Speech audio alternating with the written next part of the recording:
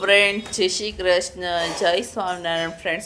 Friends આજે મને બપોરથી તે સતત હિંચકી આવી રહી છે, એટકી આવી રહી છે.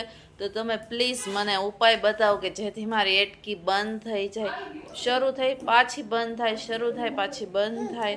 એટકી સતત આવ્યા જ કરે છે મને. ફ્રેન્ડ્સ આજે આપણે સાંજનો નાસ્તો જોશું.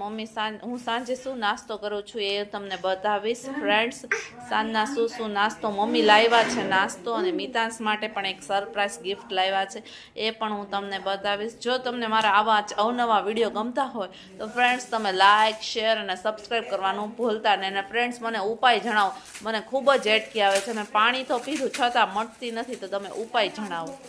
એટલા બધા બટેટા લઈ આવી છે અને મમ્મી છે ને એ ટોપલીમાં મૂકી રહ્યા છે બટેટા, અને મિતાંશ ભાઈ આમથી આમ ફરી રહ્યા છે. હાય મિતાંશ.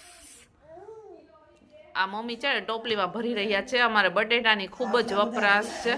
આટલા મોટા મોટા બટેટા આવી ગયા છે, તમે જોઈ શકો છો. મમ્મી એ જ કહે છે જો બટેટા લઈ આવી છે.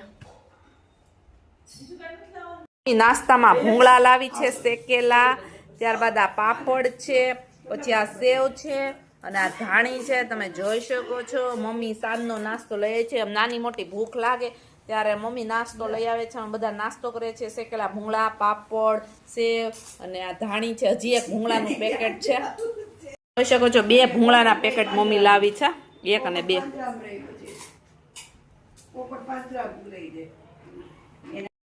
ફ્રેન્ડ્સ આ પાટલી વેલણ છે નાના નાના મિતાંશના. જ્યારે હું રોટલી બનાવું ત્યારે મિતાંશ છે ને હંમેશા એમ કે મારે વેલણ જોઈશે. અમે એક વેલણ રાખ્યું પણ એ થોડુંક મોટી સાઈઝનું છે, એટલે અમે એની માટે નાના લઈ આવ્યા છે વેલણ અને પાટલી. એની સાઈઝના જોઈ શકો છો. એ કોઈને આપવાય રેડી નથી, એને બહુ બધું ગમે આવું બધું. હવે એને એમ છે કે